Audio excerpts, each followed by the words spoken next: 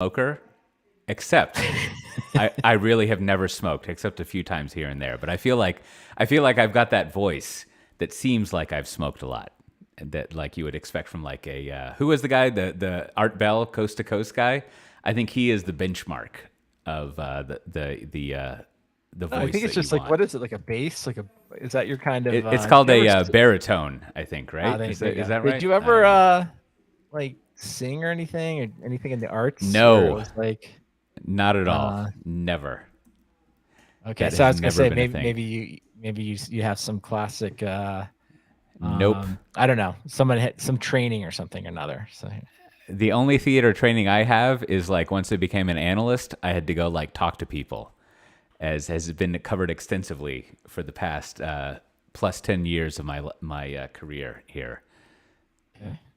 All right, I But am. beyond that, nothing. Hey, Cote, did you? I'm just interested. When you can give me this is like a little QBR session. You can give me a little annual Uh huh. review session. Did you listen to the live show? What was I'm I interested did. I in did. Yes, I liked it. what do you think it came through all right? I was a little Oh self yeah, no. conscious. I'm not sure. So okay. Let me qualify my answer. I Yeah, no. listened to it Listen, I as you were. asked for it. I asked for this public review. I, So I, I go ahead. listened to it as you were doing it live. Like I realized, Oh, like I'm okay. sitting here and like I can do this. And so I went to our YouTube page and I watched it, and it was like, well, before we even get to the content, I was just like, this is amazing. This is like a thing that I work on. That's like part of my life and my the stuff that I do. And Brandon and JJ are making it happen. Like they're there. They got like all these plants. They're talking about camp stuff. It was Great. great. It was. I mean, I felt like I was like part of a bigger community than just All right. me, Good. which is really Good. That's what we nice. were going for. Yeah. All right. Good. And the audio quality on the live broadcast was very good. It was Okay. extremely well done. I don't know what happened on the well, I do on the recording side. I don't know. I couldn't get the local recording. It didn't come through, so I had to use the restream. So it was just all right. Yeah, I didn't really listen to that because I'd already watched it, but I'll have to What? go. I'll have to go You're not back and. going again? You're not taking it another try? All Well, right. Well, I, that's I mean, good. I mean, for anyone that now I I'm don't know, I feel curious. like I we got to should go do see more it. of this. We should do I don't know. I have two minds about it. Like part of me was like, I thought it was fun. I liked it and like being able to see people. That Yeah. said, sometimes when I listen to people record stuff live, I'm like, well, I'm not there, so like it doesn't really matter. So I don't know. I can't, I guess the thing I No, thought was no, no. good, I didn't get it perfect. And next time we'll have it would be like I like at the end doing Q&A because that's like something that's Mm. a bonus. Like you Yeah, can't yeah, yeah, yeah. interact and then kind of keeping that as like the bonus art. So that I didn't have like a mic. I didn't think that through. So we didn't have that set up where it was easy for someone to Yeah. just like talk. But next time we'll do it. So yeah, because you're Yeah, going no, to I DevOps Days Dallas, right? yes, I was just Okay. thinking I had to book that travel, but yes, that would And then actually. You know what? I don't know. Do you want to drive up there? I know we should talk about it. We should try to maybe figure something out and That would see be the a great dates and idea. stuff. I'm pretty sure we could pull that off. But it's also like do the people there want it? That's the other thing. I don't Oh want no, to. that's what I meant by I'm pretty sure we could pull it off. Okay. I think they would be down for it. Like that would be good. But Okay. yeah, no, I Cool. think a live podcast is always great. It's variety, right? Like I mean this. I'm stating the obvious, or not the obvious, but what you know is that there's two types of podcasts. There is the well planned out. Basically, there's the I'm simulating the BBC radio podcast, right? Right. Or This American Life / BBC radio podcast. Totally cool. Like I love the two Sandman Chronicles, like that are BBC podcasts, basically in Audible. Those are great. And then there's also the podcast that's like the people that you enjoy hanging out with, that you consider your friends that cannot hear you talk, right? Like, and I have lots of podcasts like that. And so I think when you go to a live show, it's a similar thing. You're just like, this is just more time to hang out with them. And then Yeah. what Yeah. becomes No. even more, Exactly. Well, the and other what's thing even is more interesting is what you were saying is that there's a random seed put in, which is audience questions. And it's just yeah. like, these are things that your host would never think to talk about. And the audience comes in and is just like, "Prow! Here's a new thing," that makes it even more enjoyable. Yeah. Oh. All right. Well, for everyone watching, maybe we'll be at another DevOps Days or some other conference at some point. So we'll definitely figure it out. All right, and That's right. listen, before we start, I just want to apologize. I messed up scheduling this, so that's why Matt's not on. He would be here. He had planned to be here, but oh well, that's my bad. So I'm on record as I'll claim it as my fault. So Yeah, and let me to answer systems guy here. Let me give you a little streamer's delight. So I rearranged my desk. So what you see here is my desk used to be over there in the nook. Oh, okay. And I've moved it around so that, I mean, I can't unplug my phone, but there's my crotch. You're not really going to see it, but like I moved it over here into this corner, right? Which means consequently, you can see and systems guy will know this. There is my extremely Netherlands, Amsterdam stained glass doors in the back. Every house, I think this might actually be a zoning or building spec thing, is that if you have a house in the Netherlands, you must have some sort of stained glass in it, which you can see back there. So that's why we have a new background. Right, and I'm traveling, so I have less lighting options than normal, so I have to go with a little bit of darkness. So, all right, Cote, you ready? One ad break, right? So just one ad break. Okay, good. After the cold. Now, Brandon, have I gone over as an opener? Have I talked about my theory that the Buddha had no kids extensively? I feel like I might have mentioned that here or there, but I don't think we've talked about it. I don't know. I don't remember it. I don't remember it, so it's as fresh as anything else. So it'll be good. That's a good opener.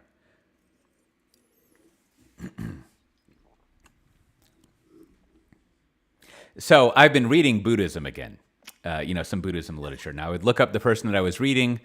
I don't know. It's some American guy who's like some sort of Zen Buddhist, priest. I'm not familiar with the stuff. It's great writing. Every time I read like a book about Buddhism, I'm just like, I feel really good, right? Like it must be what it's like if someone who has like whatever religion you might have reads some of the classics, and it's just like restorative each day to read it. Or someone who's really into like the Stoics, and they're filling out their daily Stoic diary, and they're writing about it, and they're reading it. You got the Seneca, you got the, is it Epicurus? No, Epicurus is the wrong one. It's some Epictetus, I think. And then you got the, not Mark Antony, he's the one who killed Caesar. You got the Aurelius, Marcus Aurelius. All the greats in Stoicism, right? Like if you're a Stoic type of person, you read that, it's so restorative. So I enjoy reading Buddhist stuff. I forget his name, but he said he's from like Minneapolis, and someone probably knows him. Anyhow, so I was reading through it, and as always occurs when I'm reading sort of Buddhist thought, which again, I want to emphasize, I enjoy. I get about halfway through, and I'm like, this sounds cool, but like, what do you do when you got to change like a diaper that has exploded with poop? And it draws me back to this thing that I've thought for many years, which is like, I don't think the Buddha had children. And so I went and searched for it, right? And I searched for, did the Buddha have children? Now, I only did about 10 minutes worth of searching, so I may be wrong, and I have not been in a Zen or otherwise monastery for 30 years and kind of like hung out with the Zen masters and their koans or the not Zen masters or whoever. And I prefaced all of this to say, like, I mean no insults, right? But I went and did a search, and I think there are two theories about the Buddha, or Siddhartha, what's his name? I can't pronounce his last name that starts with a G, but the Siddhartha guy. One theory is that no, he had no kids, right? Like he was born a prince. He was isolated from the world, and suddenly he was exposed to someone who had suffering, and he was like, what the fuck? And so he left all of his like worldly belongings and all this stuff, and he went out. I mean, this is like 3,000 years ago. I wasn't there, so I'm relying on what the internet is telling me. And, he sat down beneath the Bodhi tree and became enlightened, Eightfold Path, all these sorts of things, whatever. Again, all fantastic. I love it, right? But in that version of the story, he has no kids, right? And I don't think he ever has kids. I don't know. So he doesn't have to like deal with that. Now, there's another version of the story that I came across, which is that he actually did have a wife, and he had at least one kid. And he just was like, I got to go get some cigarettes. And he just like left. He just kind of like left them there. And so then the story picks up. He sits underneath the tree. He becomes enlightened. He figures out the Eightfold Path to awesomeness or whatever. But I'm pretty sure that the Buddha did not have kids. whether biologically or by getting a pack of cigarettes or whatever, like no kids, right? And so like I feel like this, I think you got if you're to pause there. Why is that? Why are you so supremely confident the Buddha had no children? I mean, I guess the obvious implication is like if he had children, he wouldn't be as peaceful, or he wouldn't have the philosophy, exactly. or he just isn't I mean, invested in a parental way. I feel like if you sit down, as I have for, let's say, since maybe I was 19, every now and then you sit down and you're like, I like where this is going. I enjoy this Buddhism thing. I like the end result, right? Like it, my Right. analogy is always flossing, right? Like I like the end result of flossing, maybe not so much the act of having to floss multiple times a day, but I like Okay. the outcome, as we would say in enterprise software marketing, right? And so I delve into it, I look into it, I'm like, how could I get that outcome? So I'm reading about like how I should meditate, how I should realize that, like there's this great modification on Heraclitus, like, life is a river that Buddhism has.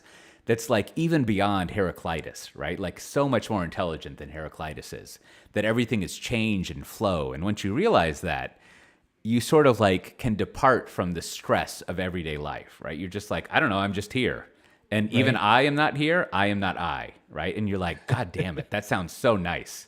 It's like that moment right before you fall asleep where it's total peacefulness, right? Okay. And then I think like, oh, I got to put the kids to bed, and also like I need to help them with their homework.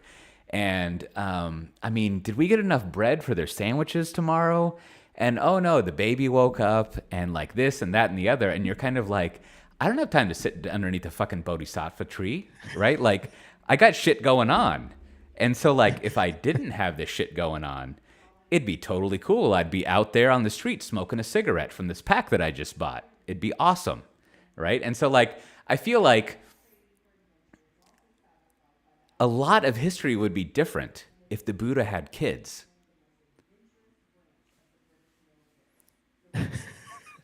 All right. I like it. I like it.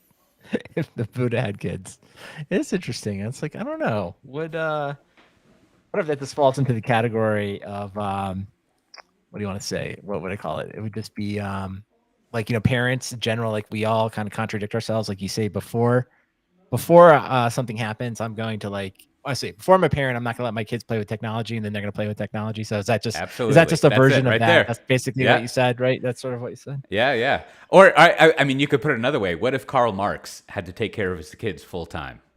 What would have Yeah. happened? What would be the state of Yeah. the Russia-Ukraine war at the moment? Like, I think it would be a lot No, different. that's a good right? question. Like, And why? Hey, listen, while everyone's contemplating that, you should take a look at our newest return sponsor. Our friends from Teleport are back. So everybody, want you to go sign up for Teleport. They have a really nice access management solution. Sign up, try it out, log in securely, use certificates. Don't be insecure. So check it out.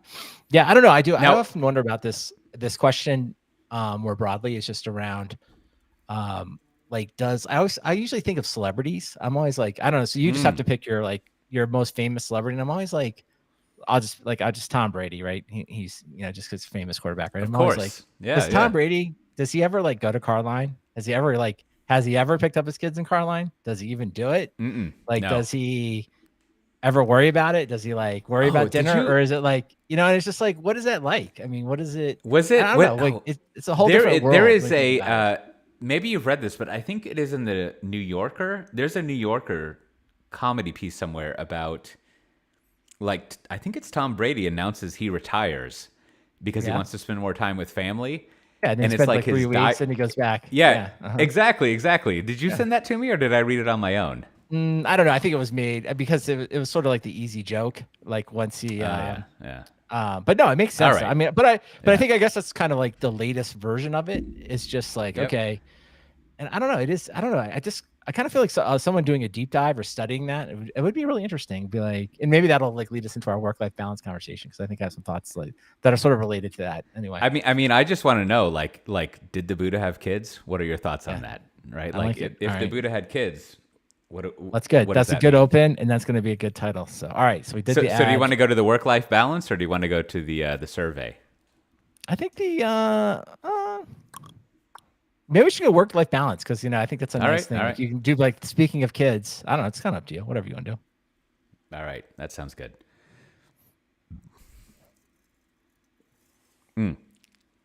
Can I do a little thing maybe here for the after show, Brandon? If you want to mark it. Sure. Yeah. Yeah. Do y'all have air fryers over there? Oh, absolutely. Yes, we do. Oh, they are the best. Air fryers are like the toasters of the 2000s. They're just like a fantastic innovation. You got to look into those. They are. Yeah. Well, a lot of I people are mean, against. A lot of people immediately will tell you it's like it's just the same as a convection oven, and it's like I do, but it's just the fact that it's smaller and faster. Like no, it doesn't. I know when I say that out loud to someone that hasn't used it, you're like, it makes a huge difference. So I mean, the equivalent of that is that, like, you know what? I could make coffee by chopping down a bunch of wood, starting a fire, putting a cast iron skillet with water on that fire, pouring coffee grounds into it, and I could drink that, and we could call that cowboy coffee, or I could go to fucking Starbucks and get a coffee, right? Like, what are we talking about here? Like, yeah. Air Well, I'll fryers, just tell you good though, stuff. like when you I don't know, because there's like another side of it. People are always like too many kitchen gadgets, like they're not useful, yeah. blah blah blah. You shouldn't have so many, and it's like that's why when you encounter somebody, that's how you can know what their position is when they tell you when the first thing is like, did you know it's just a convection oven and it does exactly the same? It's like, yep, I do know that, but it's still a lot better. And why is it better? Because it's just a lot faster. I know it doesn't seem like that's important, but like when you're waiting on your reheating your meat, because I think that's the best, or making your French fries or anything else, or The making French some tater fries, tots, so good. and Yep, it's like yep. it's a lot better, and it would take me like maybe twice as long with my convection oven. Then I'm never feel like it ever gets hot. I'm always like, is it hot? Open it up, gets cold again, put it. And I'm always like, I don't know, is it working? I feel like there's a metaphor here for like software development stacks. Like it's very, very connected about. I think the air fryer is a platform as a service, and the convection oven is just like Kubernetes. Like that's what we got going on It's there. like that's right there. That's a think piece right there. That's just, I mean, just put 1,000 words around that, publish that thing. All right, now I'm ready. So speaking of achieving enlightenment and the right path, right think, and right all the other stuff in life, I came across there's a story in the New York Times about how I think the title is something like "The Monsters of Work Want Everyone to Return to the Office," and so I was reading this, and Sounds like a good I headline. actually it took about the third time for me to be like, all right, fuck, I'll read this, right, and go through it. And as I was going through it, I mean, the premise is what everyone would be familiar with, is that now that we're not going to die by being around other people or cause other people to die, whatever, it might be cool, some people think, though some people being management, that we should return to the office and return to working. And so I was reading through this, and like I think the article in the New York Times was, I mean, obviously the person writing it was against remote work, right? Like, so you can pick that up. But like, I don't know, that kind of analysis where you try to figure out the bias of someone and like, therefore what they write is like distracting from like, yes, but what do you actually think about the content that they're writing about? But it got me thinking that, so what is, and I should say, I'm extremely biased. I have remote worked since 2011. Right. So it's a way of life for you at this point. Like, I mean, it's maybe like it's kind of all you remember in some ways. Yeah, and to emphasize that, before that was only a 2-year blip where I actually had remote worked since 2005, right? Like, so whatever. Yeah. But I was reading through this piece and I was thinking like, okay, so let's analyze this. And what is the advantage of being in the office from a management perspective, right? Like, why would a manager and like an executive, let's say, want people to be back in the office? And so first of all, if you think that there's a team of people that I work with, right, and we will work better and enjoy our life and have better work results and be more efficient at making the organization more money or accomplishing the mission if you're nonprofit, if we are in person, great, you should do that, right? Like, I have no argument against that at all. Right? Like, that's no problem. However, I think when it comes, and let me narrow this down very specifically, when it comes to white collar knowledge work, right? Right. I think Yep. there is a tremendous amount of white collar work that does not need to be done in person. And it's not so much that like the work doesn't need to be done in person. What I wanted to write, what I wrote about in response to this is that I almost think that if you're doing knowledge work, white collar work, when you are in an office for a set amount of time, 9 to 5, which actually, so let's just stick to 9 to 5, right? And remind me, Brandon, to get back to the commuting and all the time you spend going to lunch and all the extra time, right?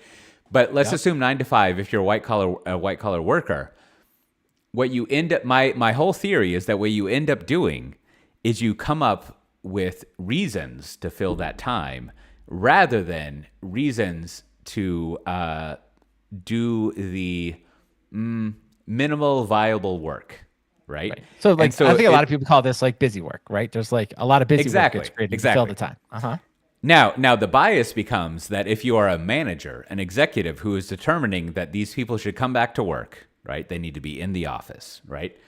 As I'm just going to say executive here, right? Like as an executive, your whole job, your whole existence in that 9 to 5, and let's be real. Like as an executive, you probably work 10 to 12 hours a day, sometimes 16 hours as required, right? Like that's just how executives function. So an executive is working, quote unquote, all the time, right? Like they're constantly thinking about their job. Their job is a huge identity of what they of themselves, right? A huge part of their identity. So to them, every minute, maybe not every minute, every hour they're spending at work is valuable. And so they have this bias that like when I'm at work, shit is happening, right? Like it's very important.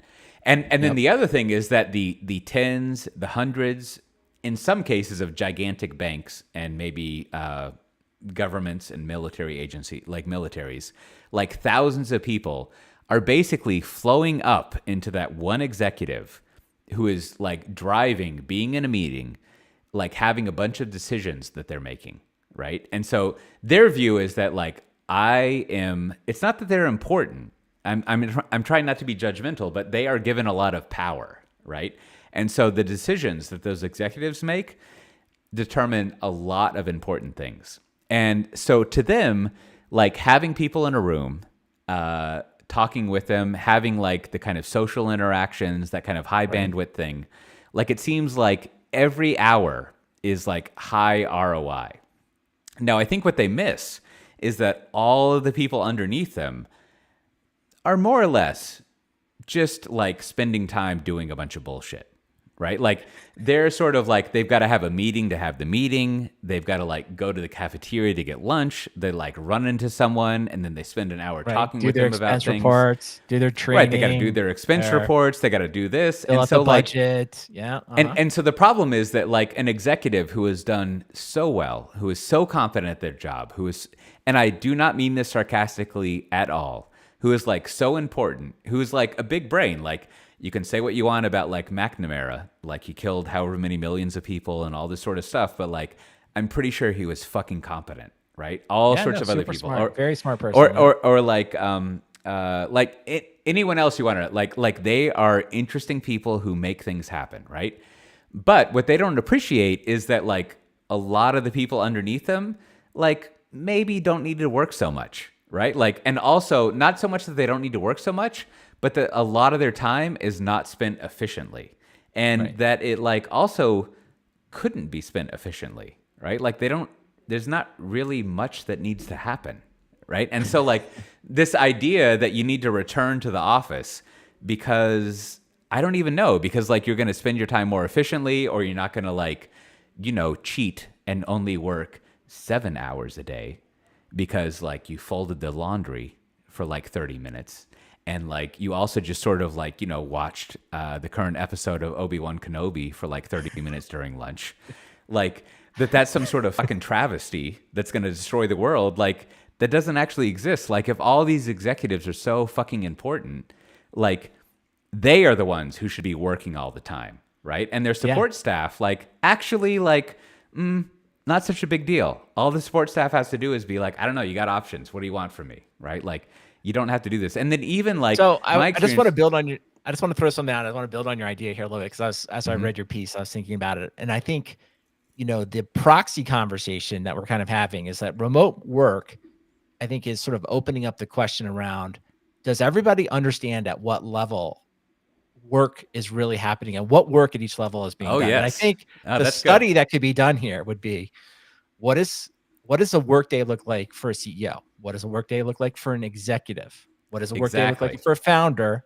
What does a workday look like for a middle manager? And finally, what does workday look like for a individual contributor?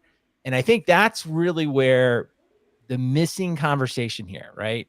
Because I Yep. think what people don't get is, like, to your point, if you are at the highest levels, like almost like the president, most of your work is deeply engaging. It is people briefing you, making, important decisions, and you contemplating big decisions, all the things that you outlined. I think if we all did that, that would be a very intellectually challenging day every day, and we would all achieve like It would flow, be your right? life, right? We Like would, we it would would, be fantastic. right. We You would would all be in become a that. bodhisattva of the white collar. Right. And we'd all have that, we've all been in flow at different points where it's like, you get so engrossed in working on something, time is flying by, you really enjoy it. It's and things like that. But we all know, I think, having worked at different levels, that that's not the way it works. Right. And then, of course, we also need to factor in incentives, right? When you're at the highest Yes. level and you're potentially making, at the highest levels, you're potentially making hundreds of millions, right? The next level, maybe it's just millions or tens of millions. And then we start to get down to hundreds of thousands, and then maybe just, kind of much lower than that. Is like, Yep. so if you just think, if we just take that triangle, that pyramid, we say most of my day at the highest level is I have a chance to make hundreds of millions of dollars, and my day is full of very intellectually stimulating activities and big decisions. I can understand why you'd be like, yeah, let's get back in that office because that's what I want to do. Yeah. Versus just pick anyone at an individual contributor level who comes to work and is reporting to somebody, doesn't always know what they're going to be asked to do that day, and I think maybe the best example, because we talk about it, would be like the investment banker analyst role. They just show up every day. They know they're going to have to do PowerPoints. They're not sure why or which ones or why it's all important, but they know they're going to have to grind out PowerPoints all night long. And now, of course, they kind of know eventually, and I think we all understand that if we work hard as individual contributors, and maybe eventually we can move up, but that's not guaranteed either, right? But I think that Absolutely not. idea is just, people don't really think that through. So I think if people thought about that and said, okay, if I'm an executive, like I'm Tim Cook, right? And I'm worth $1 billion, and, I'm running the world's largest company, that my job is fundamentally different than the person maybe that just joined Apple, like right out of college, right? Or the Apple technician, right? Somebody that's just working in the Apple store and that's fixing your iPhone, right? It's totally different. The idea is completely different, right? And I think that's the missing conversation. I think remote work is a proxy for that. And I think, to kind of just round out my thoughts here, is that, like, I think if executives spent more time thinking about, hey, why is it people don't want to come back to the office? I think you should start with, like, what are we asking these people to do, 9 to 5, right? And Exactly. if I were doing that every day, would I prefer to maybe do a lot of this at home? Like to kind of put a point on it, is like, maybe I've got like one collaborative meeting a day that I think is like really intellectually challenging, followed by a lot of administrative and other, maybe, to your point, like busy work tasks. Like, it really feels like if that's the case, I can do most of this from home and I can like sacrifice a tiny bit of collaboration. I no, exactly. And as you say, the incentives for executives, for management, are completely different than the incentives for the workers, like middle management and below, right? And so this is the other thing that I was thinking, is that, like, okay, so I mean, as always, this is sort of like some absurd like whiteboarding, right? But let's assume that, like, over the next year, if everyone returns to the office, right, we are going to become, as a company, so much more productive that we are going to make $500,000 more, or euros, whatever, right? Right. So as a company of, I don't know, 10,000 people, right, we're going to make $500,000 more, which, for, like, quarter by quarter, like, I mean, that's great, right? Like, more money, always awesome.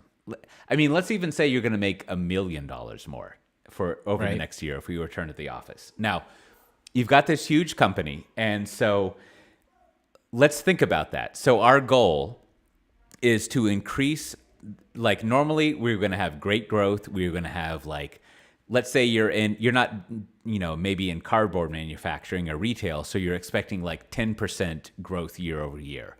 But this year, like if people return to the office, you're going to have 12% growth, right? And so, of course, as the executives, you're going to want 12% over 10% because that's awesome. Now, the executives, they're going to see that and say, like, if we get 12% instead of 10%, because we have so much equity, because our bonuses are set so much based on how much growth that we are going to profit. Whereas as an individual contributor, you're going to be like, so the executives are going to take like 80% of the growth that we get. Right.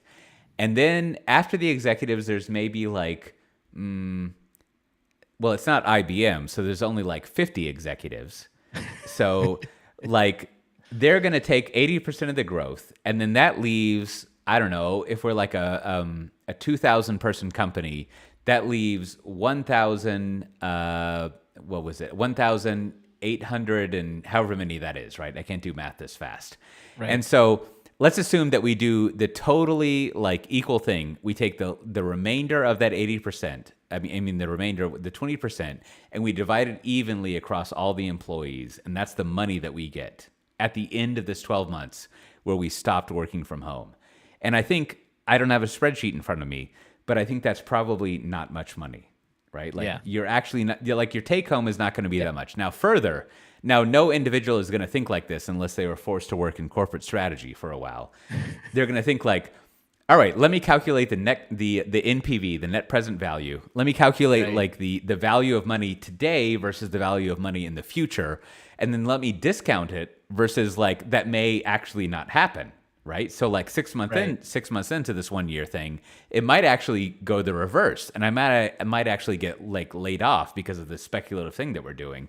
And you find out, and then you have to pay taxes. And if you're a white collar worker, you probably pay, let's say 30 to 40% taxes, depending on your level. Sounds right.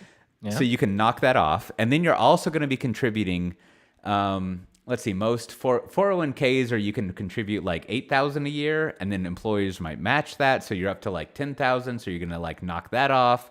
Then you got to pay this, that, and the other, blah, blah, blah. And so at the end of the day, if you're an individual contributor and you have brought in $1 million extra because you're not working from home for that year, you're kind of like, so I could buy some AirPod Pros?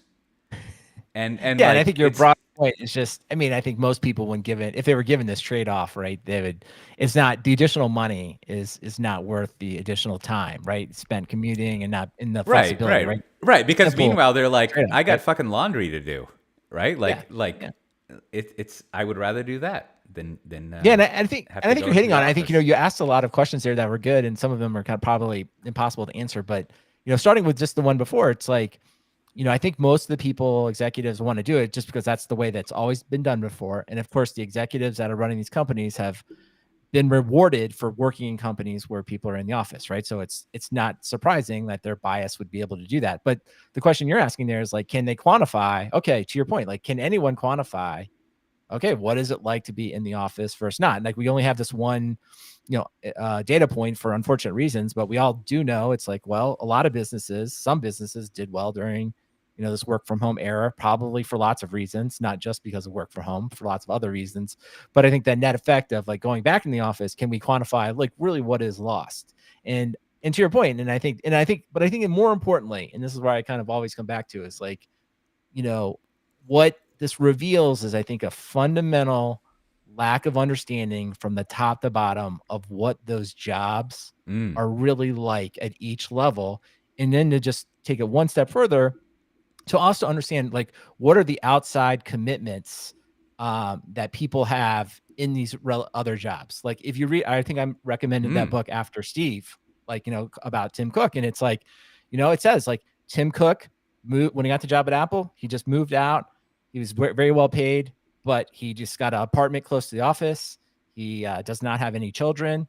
He worked, gets up at 5 a.m. He checks the stats. Like they always say, like he checks the revenue figures every day at 5 a.m. He goes in the meeting. They joke that like date night with Tim Cook, because he just didn't have anything to do on Friday night. So he would just be running operation meetings late into the evening because it's like, that's what he wants to do. And so his entire life, both because he has the funds as well as he's sort of set. And I'm not even judging it. I'm just like, he's made the choice to do that, right? Because I think Right. that's what he's chosen to do. It's like he really doesn't have a lot of outside commitments. And I think if he did have them, those that he has, I think he can probably pay someone to take care of everything, right? Like, I don't think Tim Cook has to meet the plumber at home. I don't think Tim Cook, I don't think he has to do kind of like the day-to-day stuff, right? And he's certainly not worried about these things. Whereas an individual contributor, maybe they're a new parent, they got to get their kids to school. Like, you and I talk about time. It's like logistics, right? It's like someone's got to get the kids to school. Someone's got to pick them up. We got to get them made lunch, follow the homework, right? And then, so I just think sometimes, like, if you don't have all these additional help, right, going on, that like that's a whole nother thing that I think people miss out on. And so again, it's like I don't want to ever come across as complaining. I don't think it's like, hey, we all make choices and this is what we want to do. But I think this work from home is a chance for us to really like reevaluate. Do we understand what's being asked at each one of these jobs? And do we understand the incentives? And if people really want to stay home, maybe we should start thinking about that, either change the job or change the incentives. I mean, I think to put it another way, I agree with everything you said, is that like when you study lions, what you learn is that like, sure, the male lion is majestic, fucking fantastic. They'll like fight over territory. But you know who goes out and gets the goddamn food that feeds the tribe or the pride or whatever is the lionesses. The female lions are the ones who hunt that shit down and act as a team and like feed things and take care of the kids. And the male lions just sit there and like look pretty, right? And so like, Yeah, sure, you got to have a male lion who's going to like do the cool stuff. You got to have a Buddha who's going to be all like, hey man, fucking enlightenment or whatever. And meanwhile, all the lionesses are out there like, I got to get this food. I got to hunt down these fucking weaklings from the antelopes. right. I got to like give birth to these kids. Like, I got to make sure everyone eats. And someone's got to like be the individual contributor, the lioness who actually like makes everything run. And like, similarly, it's sort of like, maybe, I don't know how lions think, but maybe the male lion is like, I got your back, right? Like, if some shit comes down, I am going to go sacrifice myself and totally like take care of stuff for you. And that is my job. I'm like the soldier here.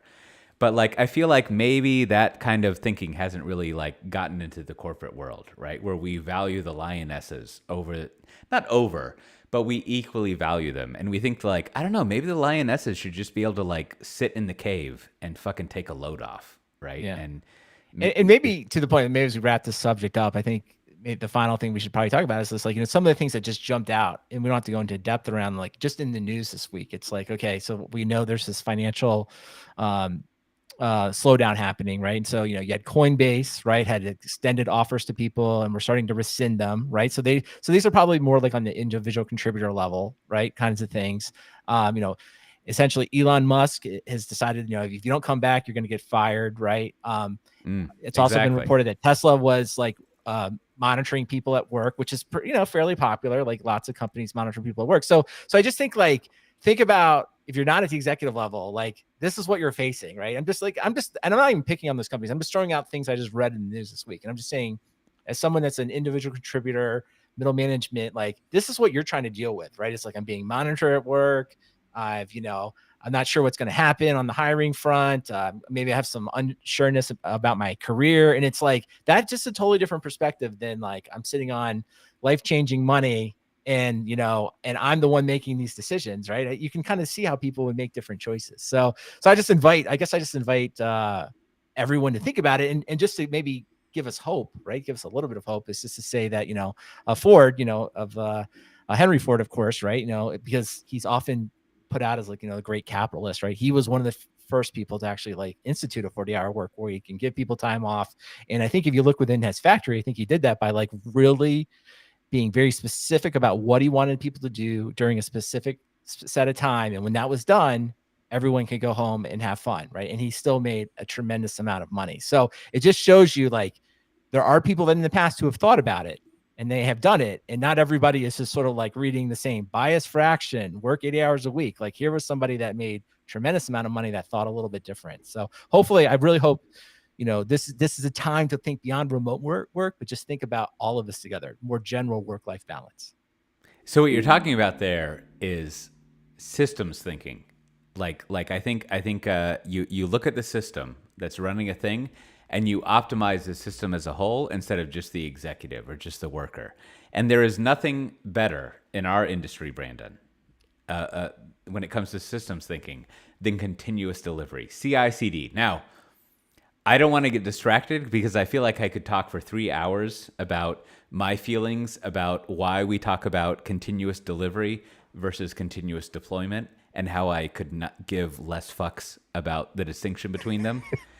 Right. However, there was a survey that came out, the state of continuous delivery, which I have not spent a lot of time thinking about. Now, as you know, and as maybe some listeners know, I totally enjoy the State of Agile survey that has come out for 13 years, and they're sort of like surveying about how many people are doing continuous integration versus continuous delivery or deployment.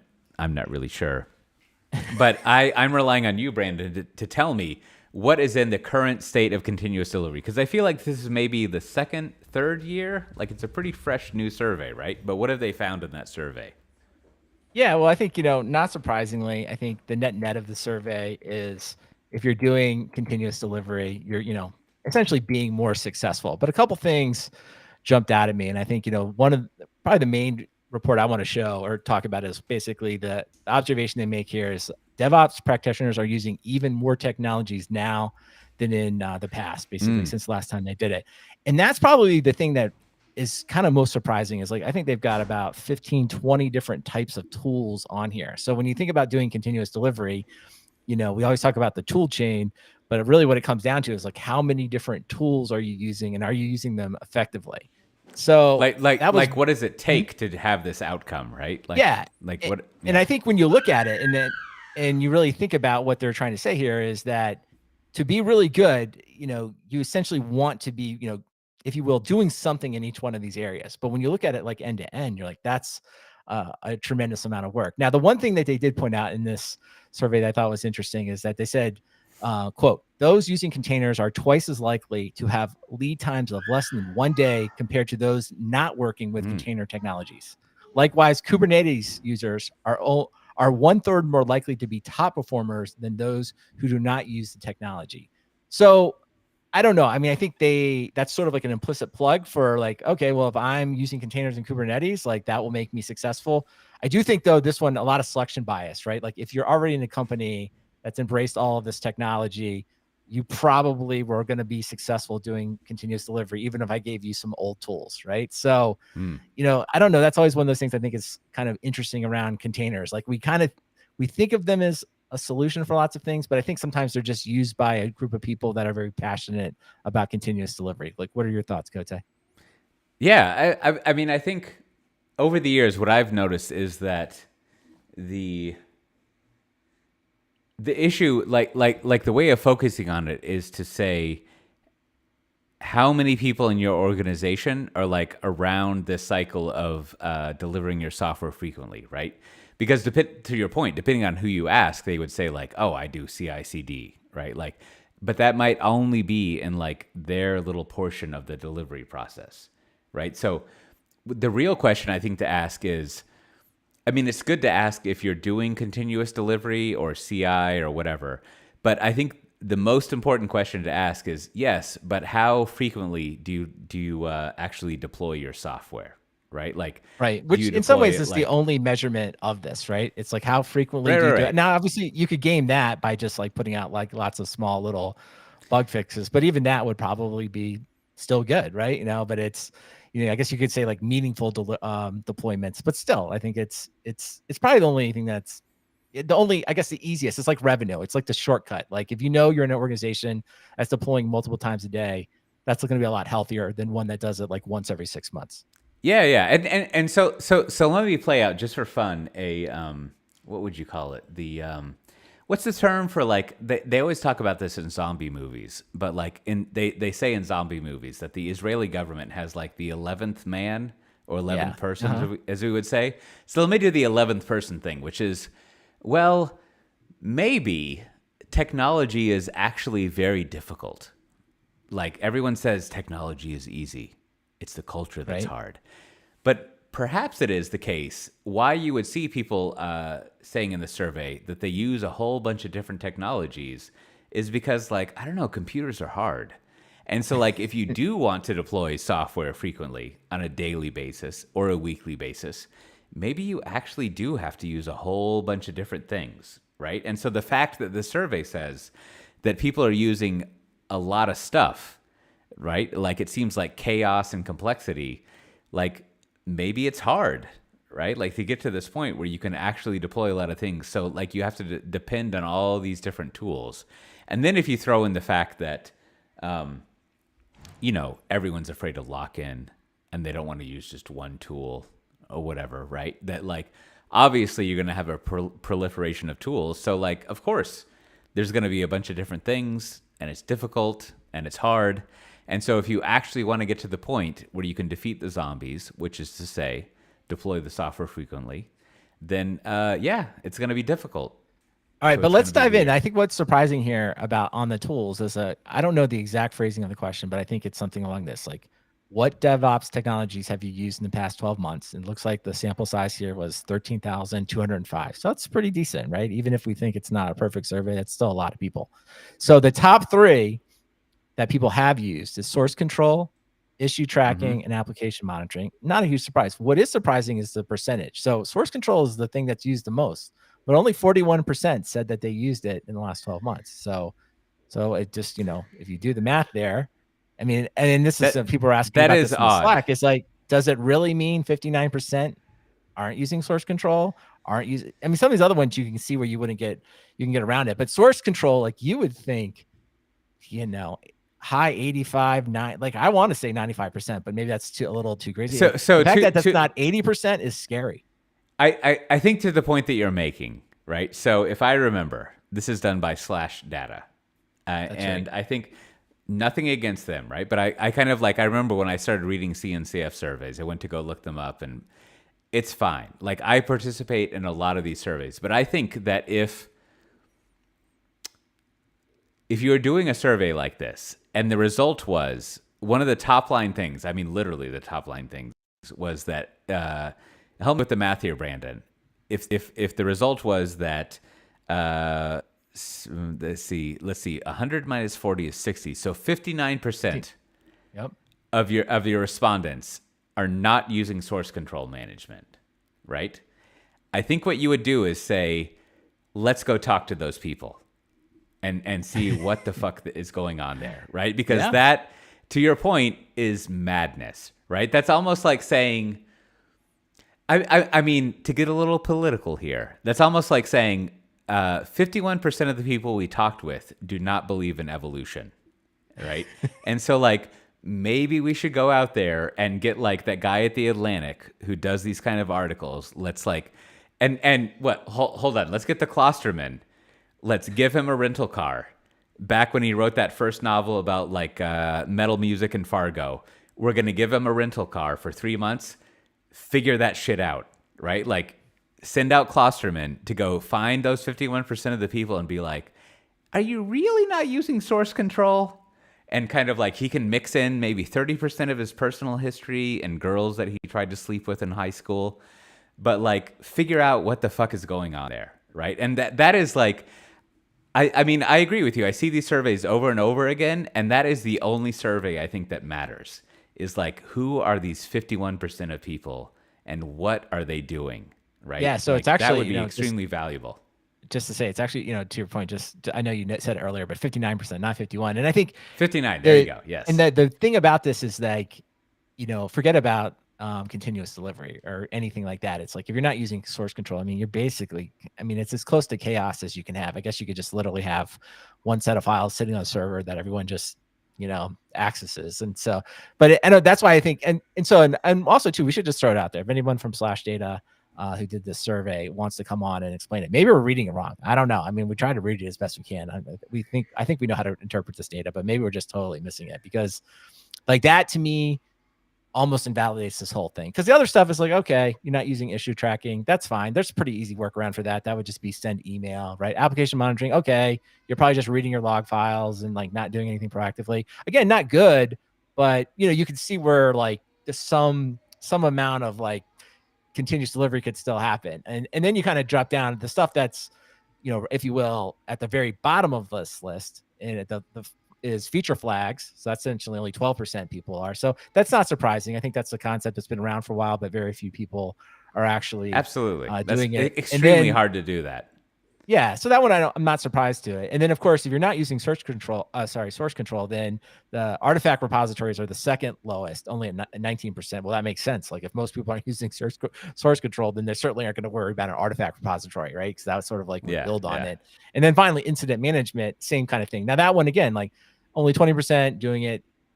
Again, it's not good, but like you could see where probably people just end up doing a bunch of email for that, which is fine, right? So I don't know. I mean, it's one of these things that we kind of talk about all the time, right? It's like, if this is accurate, if this data is what it is, like, man, we have a long way to go. And everyone, giving like the, I can't remember the feature flag project. I think Canary or something. I can't remember what it's called, but like, you can kind of see like that's a group of a very tiny group of people that are even interested enough to go do that. And that's like, you're at the highest levels of software development, you're doing it. But really, the vast majority of these people clearly need some just basic, here's why you need to do source control. But again, like I'll just kind of end on that. Like maybe the state is just wrong, but it certainly just leaves a lot of questions out there. Well, let me, before we move to the next thing, let me do some sort of Machiavellian like marketing, like Machiavellian tech marketing here. You could also take the survey and be like, hey, friends that I'm talking with, look at this survey. So many other people that you're competing with are totally fucked up. If you could just put in the work to do feature flags, you would be so above and beyond them, right? Like everyone else is just like, they don't know what they're doing. They don't even use version control. And so like anything that you do, any money that you spend on us, any way that you transform yourselves, any effort you put into that will have such a huge magnitude of improvement that it's totally worth it. Which maybe, I don't know, maybe you could use that as an argument of why you should go back to work, back to the office, right? Like maybe everyone else is just sort of languishing, folding their laundry, chilling, relaxing, not worrying about the growth, so that if you actually get your people to come in and focus on that growth, they will be so many magnitudes above all the competitors who don't have version control and actually have all the clothes put up in their drawers every day, that you will make tons of money and be able to retire and not have to think about charts like this ever again.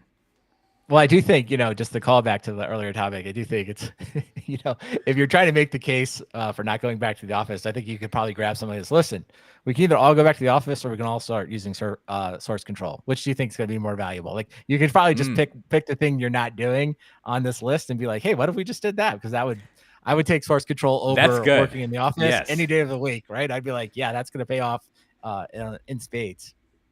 That's good. That's what people should ask is like, so you want me to come back to the office? Are we doing version control?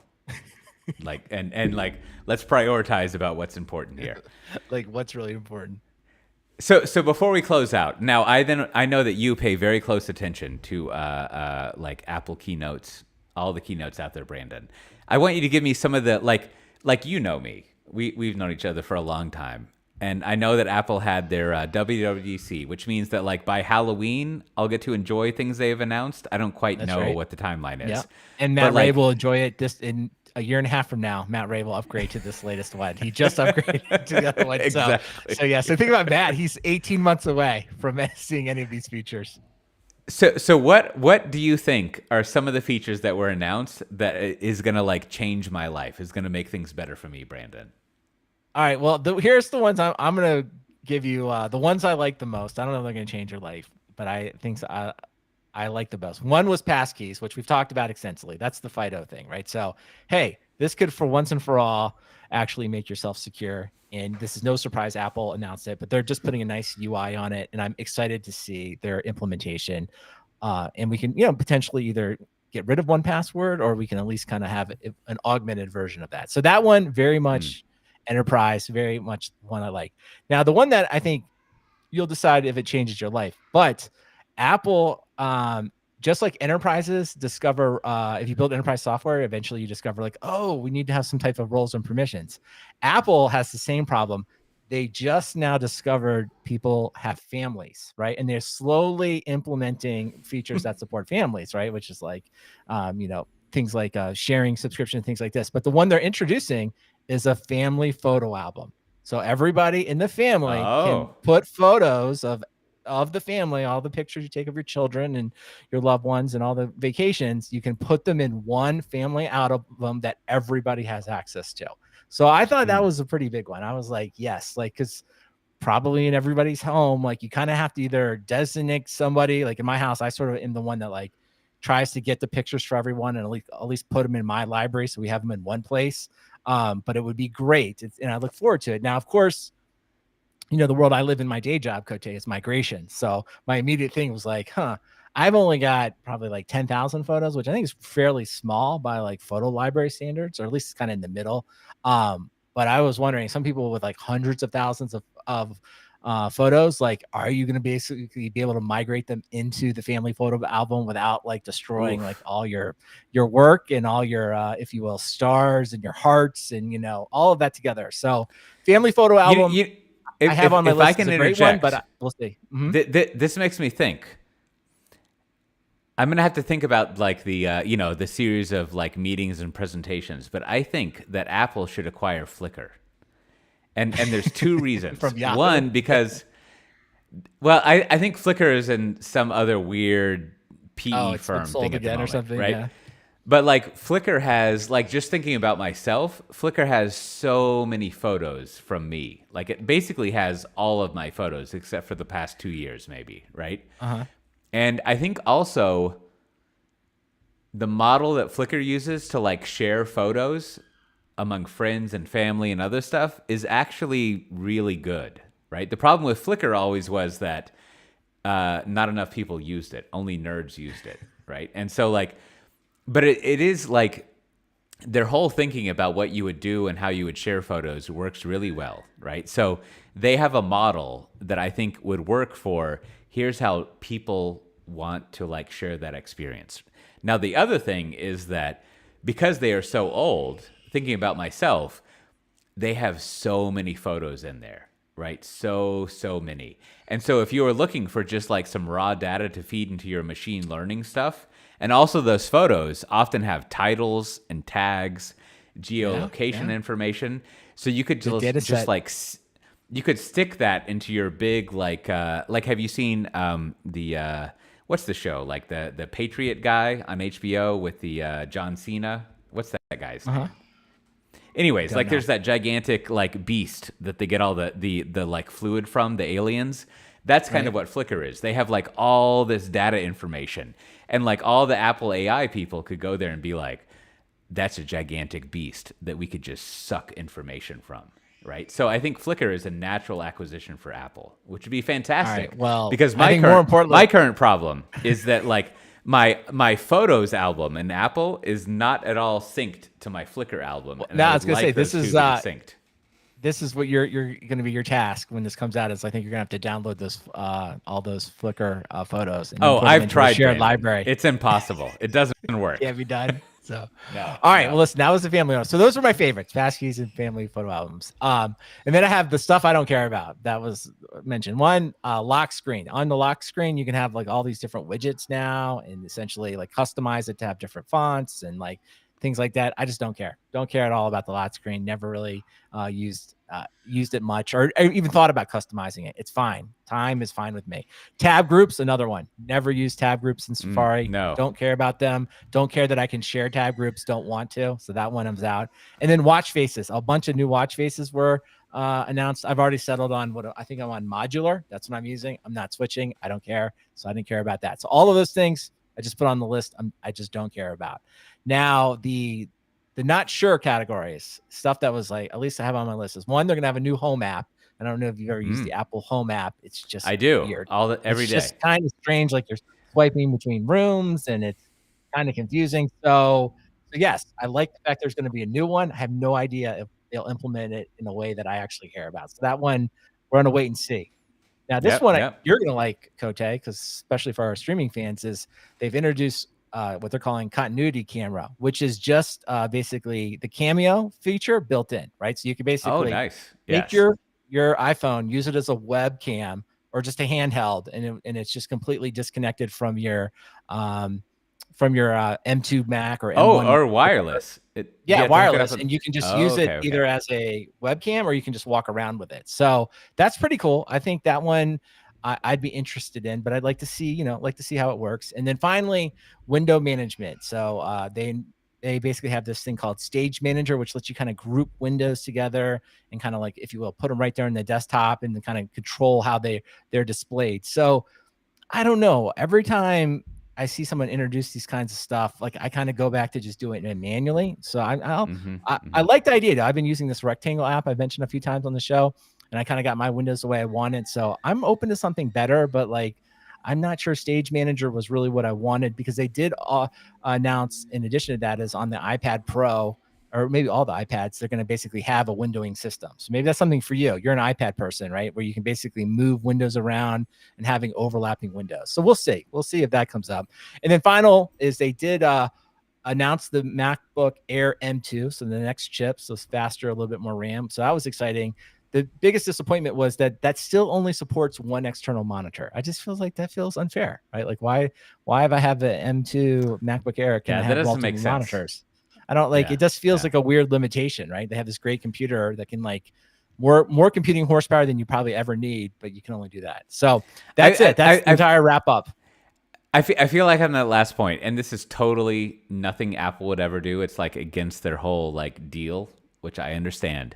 But I feel like if you have that kind of limitation, what you would say is, here's like a 20 euro dongle you can buy that makes it support unlimited monitors, right? Yeah. Because I'm sure the whole deal is like, I don't know, we have this like one micro wire we can move from like this nanometer to this other nanometer, but that will mean that it loses like 30 minutes of battery power and blah blah blah, and so we're not going to do it. And some product manager is like, all right, one external monitor, let's do it. On the other hand, right, they could be like, I don't know, like what if you could just plug in like a USB-C thing and like it supports unlimited monitors? And Yeah. so like, and like also we won't charge like a whole bunch of money for it, or you know what? We'll charge 120 euros for it. And I everyone don't would be know. like, This is "Oh, just totally such a cool." I get the whole like, hey, if you want to make more money and like, and then maybe the biggest thing is like, well, they think this limitation is only people who are kind of deciding between a MacBook Pro or a MacBook Air, right? And it's like maybe that's what's going on there. They're like, we want to force you to pay the extra $500-600 for the MacBook Pro, but I don't know. It's just like it's just a very arbitrary limitation for such a powerful computer, and it's just I'm going to weird, throw out I'm going strange. to throw out another acquisition suggestion. So first of all, my high priority is that Apple needs to acquire Flickr so that I don't have to worry about merging my photos. Right? Number one. My number two priority is they should just acquire Dell so they can get the people who are like, that's fucking bullshit, right? Like, you know, because I feel like I've worked with some of them in the past, like the Dell laptop people, and I think their response to this one monitor thing would be like, no, try harder. Like, Yeah. I think that's kind of what they would say, right? It's just like, I get it. Like, I dress really nicely. Do you see this belt I'm wearing? It's a Hermes belt. Like, I like shit, right? I'm not like some cheap ass person who happens to live in Round Rock, right? Like, I like things. And like, your problem is you should just try harder, right? And Yeah. like, you can make it happen. And so, like, I think if they acquired Dell, it would totally be cool. That would be like Yeah. the perfect PC manufacturer. I'm waiting. Someone's gonna find out why. Like at the end of the day, there has to be a reason. And if it's we want to make more money, I'll accept that. But I just think it's weird. It's just a strange thing. And so maybe a final question here to wrap up. It's not so much Apple specific related to the developer conference, but there was a ruling that said the EU reaches deal to make USB-C a common charger for most electronic devices. So Cote, as sort of like, the stand-in of the Apple VP of cables person, right? This is mostly going to affect you and the lightning cable. So my question, Hmm. are you for or against this? And as was discussed in the Slack, will this ultimately end up in Apple doing something that just annoys everyone in the EU by shipping like a weird adapter cable with a lightning cable? So you're kind of just stuck with both going forward. Like, where do you come down on this as the VP of cables person? So here's my confidential meeting with the ELT, the executive leadership team at Apple, as the Apple's VP of cables. I say, well, everyone, we actually have always wanted this. No, Okay. we All right. make about I don't know, $300 million a year on lightning cable licenses. However, we know that we spend, according to the charts that I've just made, in numbers. I don't use Excel anymore. I use numbers. In this chart that I've made in numbers, that Okay. we actually spend above that $300 million a year just flying people around to deal with lightning cables. And Right. so we have always wanted USB-C cables. However, we have this strong, as they say, cult of Mac, who is all into like what we have. They're always against us for like switching cables around. So we've always feared that if we switch the cables yet again, they will just say Apple wants to make money. And what we have here is a get out of jail free card. We can say, we didn't want to do this. It was going to be terrible, but now we have to. Because, it's not like we're going to do something. We're not going to damage the Apple brand. We're not going to make Johnny Ives turn over in his grave, even though he's not dead yet. Turn over in Right. his Bacta tank or whatever, like Yeah. by shipping some like crazy dongle, which would also cost a tremendous amount of money to handle, as you know, Tim. The logistics of like, if we ship it to this country, we put this dongle in, versus if we ship it to that country, we don't put the dongle in. And then how do we guarantee that we don't get the dongle-less package going over to Rotterdam versus this, that, and the other, right? Like, that's going to cost a lot of money. So this is a gift. We all want USB-C. We all want one cable. And now it's not our fault. We can just be like, I don't know, man. We had to do it. And it will save Yeah. us a tremendous amount of money. And it is also the best thing to do. So really, that is why I would really like you to approve my 20,000 euro dinner that I had last night with the commissioner of the EU. Okay. All right. Well, we'll see. I'm a little worried that this will end up like the cookie pop-ups, right? Where it's like, there were some good ideas behind GDPR, but everyone clicking on cookie pop-ups was not what we wanted. So No, no. I'm worried. You I'm know worried what? about it. I think that a lot of people are, as we like to joke, our friend, Stratechery guy, like Ben Thompson, and then they have a lot to say against GDPR, but I feel like it's more about the people who implemented it. Like they weren't really in the spirit of it. Like the spirit of GDPR was like, don't do evil shit. And so Right. all the people around it were like, oh, hold my beer. And they Yeah. just like continued to do it. So it's sort of like, yeah, but you sort of like missed the point, right? Is that like, we don't want you to say, oh, can I take all your data? Click yes if you would like to exist, right? Like, it's just like, I don't know. And it's just it's sort of the No, same no, thing. I'm with is you. that, like, But I think you're right. It's ultimately the people that implement it. And so I guess, ultimately Apple will have this decision in the road. Like what the EU wants them to do is just to change the Lightning port to be USB-C on Apple, which we've seen. It's already an absolutely. iPad Pros, so it could happen. It's Now, of course, fantastic. whether It's great. or not Apple does that, or if they choose to ship the adapter, right? That's kind of the moment, right? It's like I almost have that question. I'd be like, okay, if I was EOS, if we make you do this, Apple, before we put this in the law, I want you to tell me how you're going to solve the solution. And if they're going to solve it with an adapter, I'd be like, well, wait a Exactly. minute. We're going to And we're going to rethink we're going to rethink this regulation before it goes into effect. yeah, and so as we like to say, if any EU people like at the want to like hire us, we are happy to consult about that because we can That's solve right, your absolutely. problems. We should come in there. So, all right, Cote. Well, as we wrap So up here, Brandon, any bureaucracy? yeah, I was gonna say we have a bunch of it this week. I'll try to get through it quickly. But a bunch of people emailed for stickers, so I really appreciate it. So I sent stickers to Evan in Massachusetts, Andy in Colorado, Matt in Bozeman, Montana. Not totally sure how to say this. I think Akvam in Israel, and then Steve in Pflugerville. He got a new bike, Cote, so he wanted some stickers for his bike. Oh, very nice. And then also sent some stickers to Dan. He just found the show a few weeks ago, and he's happy to represent the pod, which I really appreciate. Brett recommends a coding tutorial about how to build games, so that's in the show notes. Wanted you to see that.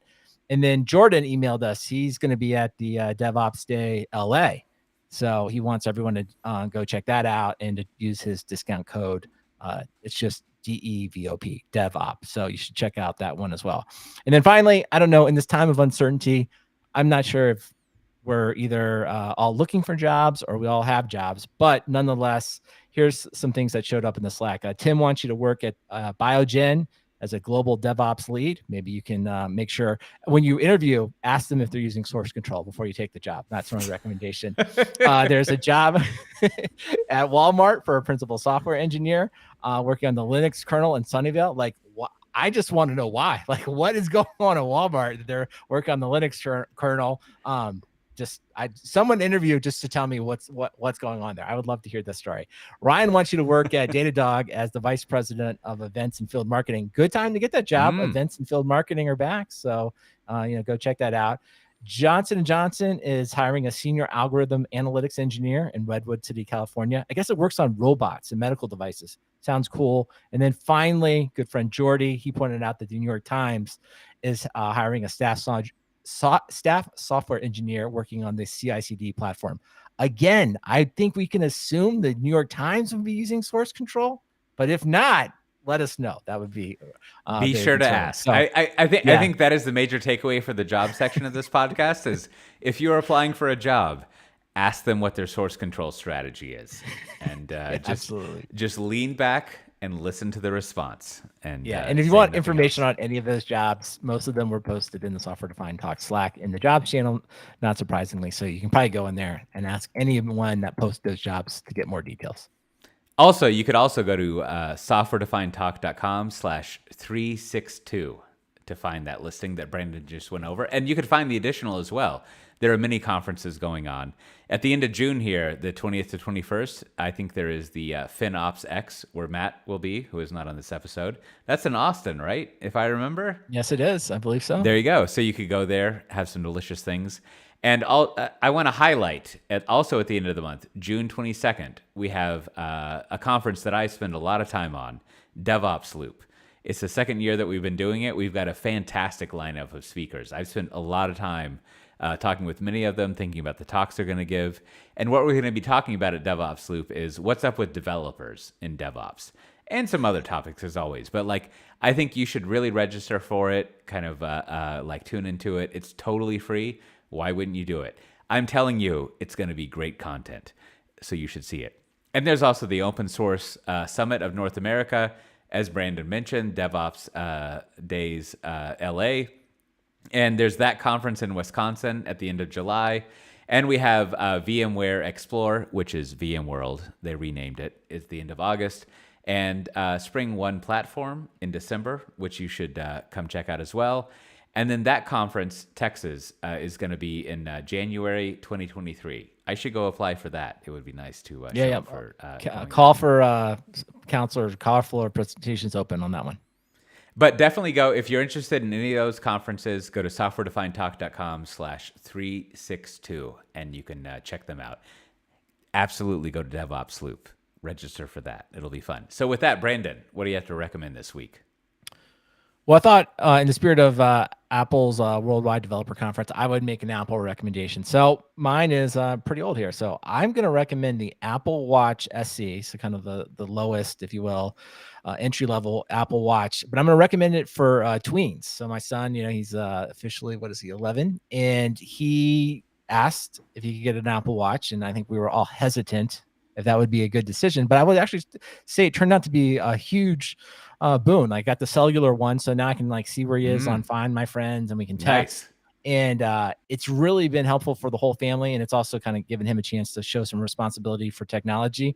And then my wife, as kind of a quick aside here, she's a middle school counselor, and she sees a lot of the negative side of technology. And I think the thing I like about the watch is it doesn't have a camera, and doesn't really it's not really open to do social, Instagram and stuff like that. So the watch is sort of it's kind of it's just a telephone, text message, and a few other things that aren't that distracting. So I think it's been, well, I'll have to ask Matt Ray, because he's a little ahead of us. He's got a couple of kids that have maybe gone through this progression.